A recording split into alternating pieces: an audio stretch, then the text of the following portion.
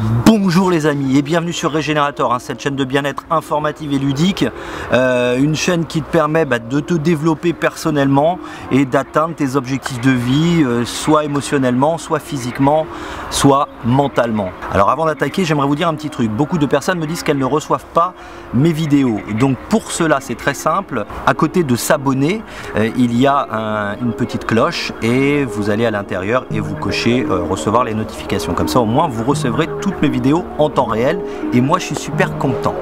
Donc ma dernière vidéo traitait de la motivation et notamment du phénomène de la démotivation et quel était le processus mental qui faisait qu'on était démotivé ou qu'on n'avait pas assez de motivation. Et pour tous ceux qui ne l'ont pas vu, je vous invite vraiment à aller dans le petit onglet information là pour la voir et bien comprendre le processus. Dans cette vidéo à présent, j'aimerais vous expliquer comment rééquilibrer un petit peu ces différentes pensées, les pensées qui nous permettent d'agir, celles qui nous permettent d'avoir cette motivation, les pensées qui nous permettent d'analyser, de réfléchir et bien sûr les pensées qui nous jugent. Il s'avère qu'à chaque fois qu'il y a un déséquilibre entre nos pensées, forcément, on n'arrive pas à atteindre nos objectifs. Tout simplement parce que quand on a trop de pensées qui nous jugent, on ne peut pas avancer. Nos peurs, nos angoisses, nos doutes, nos échecs viennent nous rattraper et nous empêchent d'avancer de nouveau. Quant au cerveau analyse, lui, il permet une réflexion et c'est très important. Ça nous permet bien sûr de comprendre les choses, d'avoir un mécanisme intellectuel, de relativiser, d'analyser et surtout d'acquérir du savoir. Mais le problème, c'est que les personnes qui manquent de motivation, souvent, elles ont trop de cerveau analyse. Elles sont tout le temps en train de réfléchir. Et en plus, il y a le cerveau juge qui vient pour remettre une couche. Et ça nous empêche d'arriver à terme à nos objectifs. Alors la toute première chose, pour calmer le cerveau analyse, celui qui réfléchit tout le temps, qui cogite, tout ce bavardage intellectuel avant de vous endormir ou quand vous êtes dans les transports, pour le calmer un petit peu, la méditation. Voilà, méditation ou travail de relaxation, travail sur la respiration avec bien sûr un lâcher prise et un travail sur l'ici et maintenant. Ça va permettre un petit peu de laisser de la place, aux nouvelles pensées et de mettre à la poubelle les pensées obsolètes qui ne nous font plus avancer. La deuxième chose pour calmer le cerveau analyse, c'est tout simplement de prendre des notes. De noter vos nouvelles idées, vos nouvelles pensées propres à un objectif que vous vous êtes défini bien sûr. Je vous donne un exemple très simple. Quand vous recevez du courrier, vous le prenez, vous l'ouvrez, vous le lisez pour savoir de quoi il s'agit et puis vous le rangez pas, vous le mettez sur la table du salon. Et puis le lendemain vous avez un autre courrier, vous faites la même chose, vous le mettez dans la salle de bain. Et puis après il y en a un peu dans les chiottes parce qu'on lit le courrier pendant qu'on est aux toilettes par exemple. Le jour où il faut ranger tout ce courrier, il faut déjà savoir où il est, tiens où est-ce que j'ai foutu ça, et puis après il faut le relire parce qu'on ne se souvient plus de quoi il s'agit. Et moi c'est ce que j'appelle ça des arriérés en fait, c'est ce qui vous font aller en arrière. Au lieu de les prendre tout de suite, de les gérer tout de suite, on les met de côté et forcément on perd du temps puisqu'après il faut relire et il faut reclasser les choses. Nos pensées c'est exactement pareil. Quand on a de nouvelles idées, on les a mais on les écrit pas. Alors forcément, ça cogite, puis le jour où vous devez activer la chose, vous devez retourner dans votre cerveau pour savoir comment vous deviez faire. Alors que si vous notez en faisant des petites colonnes très simples, je sais pas, objectif 1, objectif 2, objectif 3, ou alors par ordre de priorité dans votre vie, en tout cas le tout c'est de classer ces idées pour les retrouver facilement. Ayez toujours un petit calepin avec vous, avec un stylo, ou alors votre téléphone avec un bloc-notes, ou alors un dictaphone où vous mettez vos idées, et puis le soir quand vous rentrez chez vous, vous les écrivez. Et bien sûr dans votre tête, ça va faire le ménage mental. Et puis une autre chose à faire, bien sûr, c'est de vous reposer. Voilà, au-delà de vous relaxer, c'est de dormir. Et oui, parce que si vous avez une fatigue nerveuse, la seule chose qui va pouvoir un petit peu calmer les nerfs, c'est aussi de dormir.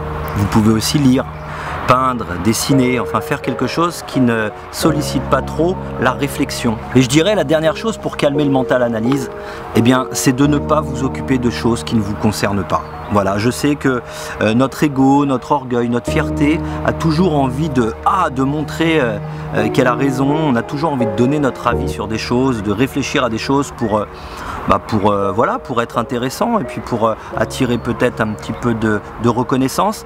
Mais Au bout d'un moment, il faut se dire qu'il y a des choses qui ne nous servent à rien. Et ça ne sert à rien de s'impliquer dans quelque chose qui ne nous sert à rien, dans des réflexions, dans des analyses qui ne nous servent pas, tout simplement. Donc gardez cette énergie-là pour aller faire travailler le cerveau analyse pour des choses qui vous concernent vraiment. Et ça va vous permettre de garder votre focalisation. Voilà pour le cerveau analyse. Si vous avez d'autres idées, bien sûr, pour le calmer, eh bien, vous me le notez dans les commentaires. Je serai content de le savoir. Maintenant, parlons du cerveau juge. Alors, le cerveau juge, celui, bien sûr, qui amène ces pensées-là, qui nous juge, qui nous dit, voilà, t'as pas de compétences, t'es pas assez fort dans ce domaine-là, t'es incapable de faire ceci, ou tu t'es déjà cassé la gueule. Et puis, bien sûr, le cerveau juge, c'est celui qui projette les pensées. C'est celui qui te dit, bon, bah alors, imagine, t'y arrives pas. Tu vas passer pour un con, tu vas perdre du temps, tu vas faire chier tout le monde. Donc il projette dans le passé un éventuel échec. Parce que tu as déjà eu des échecs. C'est le cerveau vraiment qui est défini par ton bagage émotionnel et tes réussites. Qu'elles soient sentimentales, affectives, sociales, professionnelles. Si tu as tout réussi dans la vie, bam, tu vas avoir un putain de cerveau juge qui va tout le temps te donner la pêche, te dire voilà, t'es le meilleur, tu peux y arriver, tu as tout réussi. Si tu as eu beaucoup d'échecs ou des déceptions, des hontes, des peurs, il va te faire chier tout le temps. Alors, qu'est-ce qu'il faut faire pour que le cerveau juge se calme? Eh bien, tout simplement, il faut lui dire ferme ta gueule. Tant que tu n'as pas fait des actions. En gros, le cerveau juge, il est important, mais après avoir fait une action. C'est-à-dire que tant que tu n'as pas activé les choses, que tu n'as pas tenté, tu ne t'es pas mis en scène dans ton objectif de vie, et que tu n'as pas essayé les choses, ça ne sert absolument à rien de laisser parler le cerveau juge. Le cerveau juge viendra ensuite. C'est ce qu'on appelle avoir du recul, avoir du discernement, avoir de l'expérience. Et puis par rapport à toutes tes actions, tu vas pouvoir ensuite savoir si ça te correspond, si tu peux t'améliorer, si tu peux progresser, ou si justement tu n'as pas assez analysé avant, il te manque peut-être un petit peu de cerveau analyse, tu es peut-être trop allé dans l'action, et tu n'as pas assez réfléchi avant. Tout ce qui te permet d'avoir ce recul, c'est le cerveau juge. Il est génial, mais seulement il faut le laisser parler une fois avoir terminé ses actions. Après avoir écouté votre petite voix qui vous dit d'être heureux et de faire ce que vous avez envie de faire pour être heureux. Et maintenant, le cerveau action. Comment faire pour travailler ce cerveau action et se donner les moyens justement d'agir? Parce que c'est bien beau de comprendre qu'on a l'analyse, le juge et l'action, mais quand on n'a pas de motivation, eh bien les actions on les trouve pas. Mais il y a des petites méthodes pour les retrouver. Déjà, c'est de commencer par simple. Vous donnez une petite action tous les jours, de 10 à 15 minutes, selon vos moyens de temps, selon vos envies, mais au moins de faire une action par jour. Vous pouvez aller voir par exemple la vidéo sur la procrastination, là, toujours là-haut, que j'ai faite, et qui vous explique comment faire une petite action tous les jours, de manière ludique, et de manière à progresser, à reprendre confiance en vous, à avoir de l'estime, et puis bien sûr à arrêter de bloquer. Vous donnez 10 à 15 minutes focalisées sur une action, sur un objectif tous les jours, c'est déjà la première chose à faire. Et puis bien sûr, facilitez-vous les choses. Marquez sur un bout de papier tous les soirs avant de vous endormir ou dans la journée, à chaque fois que ça vient, les petites démarches que vous devez faire qui sont vraiment futiles, qui sont très simples, mais qui vous empêchent de passer à des objectifs plus grands. La deuxième chose pour créer du cerveau action, mais créez-vous un environnement. Si vous avez envie de vous mettre à un sport, eh bien créez l'environnement sur ce sport. Allez dans des groupes, sur des chaînes YouTube, communiquez avec des gens. Parlez de ce que vous avez envie de faire. Je sais très bien que parfois quand on change de vie ou qu'on a envie de faire quelque chose qu'on n'a pas l'habitude, eh bien notre environnement se dit mais merde, mais pourquoi tu fais ça? T'as jamais voulu faire ça. Et on a toujours un petit peu cette peur encore d'être jugé, de se dire mais tiens, qu'est-ce qu'il fout, il a changé, il est plus pareil, il veut faire autre chose, qu'est-ce qui se passe, c'est une folie, c'est une mode, qu'est-ce qui lui arrive? Mais au bout d'un moment, fuck, vous faites ce que vous voulez de toute façon, hein? Donc créez votre environnement, créez-vous de nouvelles relations autour de votre nouvelle activité et de vos nouvelles envies.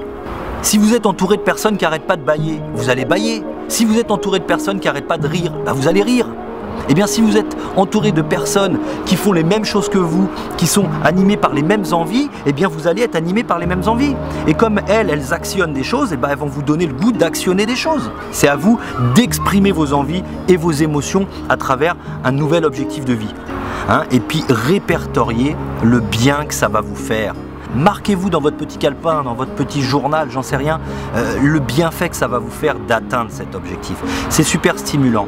Et dernière chose pour faire travailler ce cerveau action, lâchez prise sur vos croyances. Lâchez prise sur vos habitudes. Lâchez prise sur vos rituels.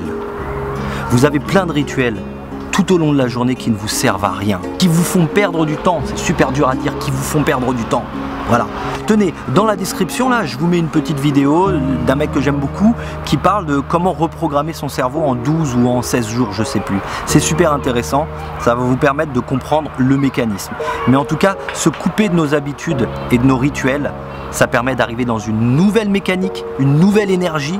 Et ça nous donne justement de la pêche pour faire autre chose, plus ciblé avec nos projets dans l'instant.